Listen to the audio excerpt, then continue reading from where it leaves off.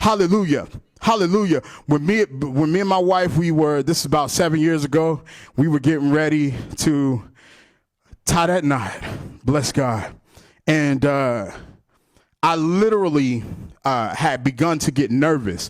I tell this story so much, she probably tired of hearing this story, but I'm going to tell it anyway because I believe it can help some people. But we were getting ready to get married.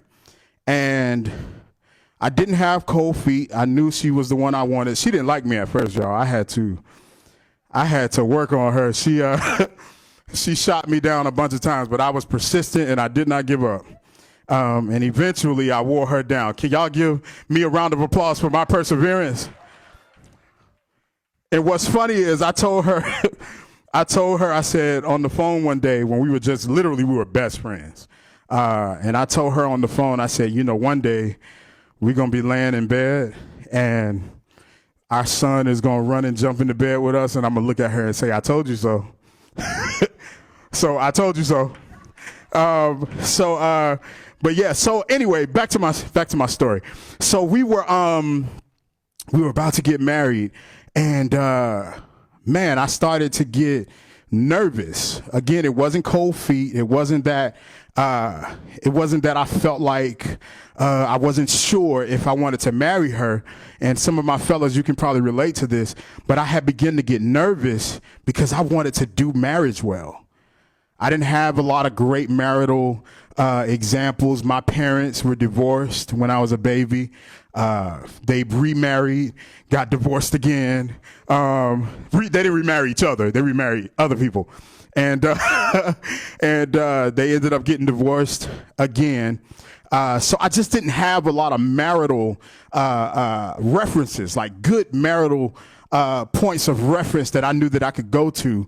And they would be able to mentor me. So I said, God, I need you to send me a mentor, someone who could teach me how to do marriage well. Now, listen, let me preface this by saying this. By no means am I saying that mentors aren't good. Mentors are absolutely good, especially ones that point you towards Jesus, because that's the ultimate goal.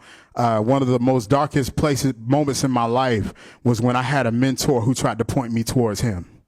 And that was no good for my life. That's no good for my wife's life. She's been there with me also, having a mentor that points towards themselves. And it's like, listen, I want to grow spiritually, but I don't need you to be the middleman. Bless God. And so I prayed to God. I said, God, I need a mentor who can show me and teach me how to do marriage well. And his words to me was this. Listen, it shook my entire car.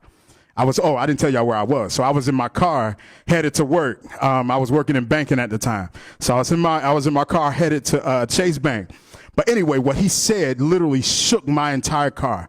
And I want to read it because I want to make sure I say it exactly how he said it. He said, Rashard, I created Courtney, and there is nobody that can show you how to love what I created better than me. I'm going to say that again because I feel like y'all should have made a little noise. He said, I created Courtney, and there is nobody who can show you how to love what I created better than me.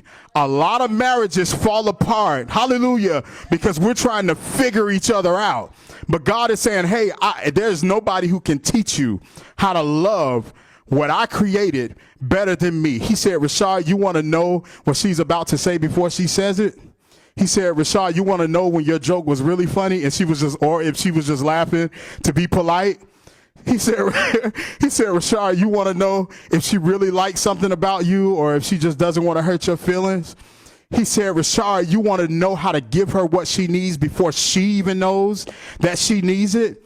He said, nobody can show you how to love what I created better than me. Can we rejoice right there? Because that's a beautiful thing. Listen, grace takes the pressure off of us. If something's going wrong in your marriage, you don't sit there and try to figure it out on your own. You say, God, something's up, and I don't know what it is. God, my husband tripping. I don't know what it is, but you got to figure this out, or you got to tell me how to figure it out, or you got to slap him upside the head. You have to do something. Hallelujah. Because you know him